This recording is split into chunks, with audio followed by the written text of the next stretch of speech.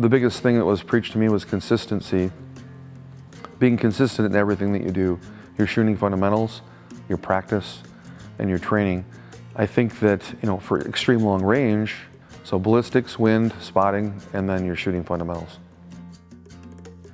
So in the last couple of years, we were doing a lot of exhibition shots for extreme long range.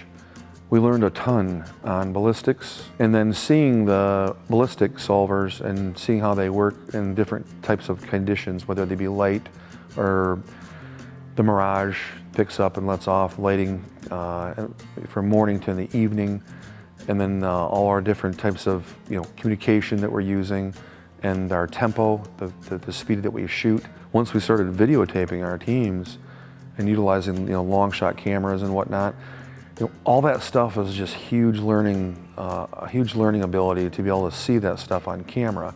Videotaping it and then coming up with a plan to measure your performance. If you can measure your performance and figure your weak areas and then work on those weak areas to improve upon, then you're gonna start winning matches.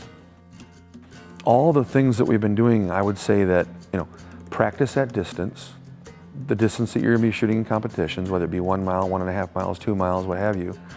Keep good notes, develop a plan, and then work on your deficiencies and practice at distance. We train to standards, so if you're gonna be shooting King of 2 miles, you have a certain tempo or time management for 15 rounds in 9 minutes.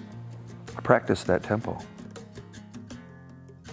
I think my greatest achievement in my life, obviously, I've had world championships, I've got national records, I've won the reigning King of 2 Mile, but honestly, my best achievement, I think, is being able to put a team together and train with them and have them be successful. The 4 Mile impact probably was one of the top ones. It's hard to pick one, but winning the King of 2 Mile was joyful, but I think I had more joy in coaching my teammate Derek Rogers to the 2017 King of 2 Mile, and then coaching my friend James DeVoglier to hitting 4 Mile impact, so that was pretty neat.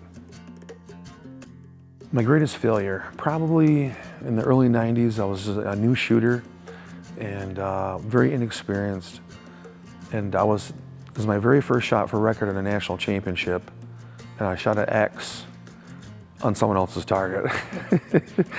So it ruined my chances to do anything in the national aggregate, but that was, when I think back, that's probably my biggest failure. You always have a notebook, and you always refer to your notes on all your ballistics, all your environmentals, your zeros, and really, those notes come from preparation the day before. A lot of people don't realize it, but when I go to matches, I spend the whole day preparing the day before, going through where the targets are, their correct ranges, their headings, the direction of fire, inclination, how to prepare yourself and your setup to hit those targets, so that the day that you come, you don't even know where you're at and what the angle is and where you have to adjust your scope and where you adjust your bipod. You do that the day before, you prepare. I think preparation, obviously, I think is the most important in that regard. I think the biggest thing for extreme long range is I think that people don't understand the ballistic solver, and they are not really paying attention to all the inputs. I see that happen more times than not. I run 3 different engines when I do my calculations for my team, and then I back them up. If they're within a quarter minute of angle with each engine, I know that I'm on track. If one of them isn't adding up, then it's kind of my litmus test to know if I'm doing things right. I think a lot of times people think they can train at 1,000 to 1,500 yards, and that's good enough. But 2 miles is a whole new animal. I mean, there's problems that come up, and you really need to practice at those ranges.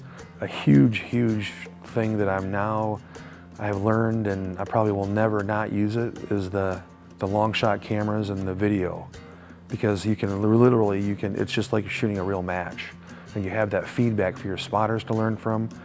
And also your shooting technique and fundamentals, it's all available for you to look back real time. So that was a huge learning benefit for Team GPG, and I think we're going to continue that same practice in the future.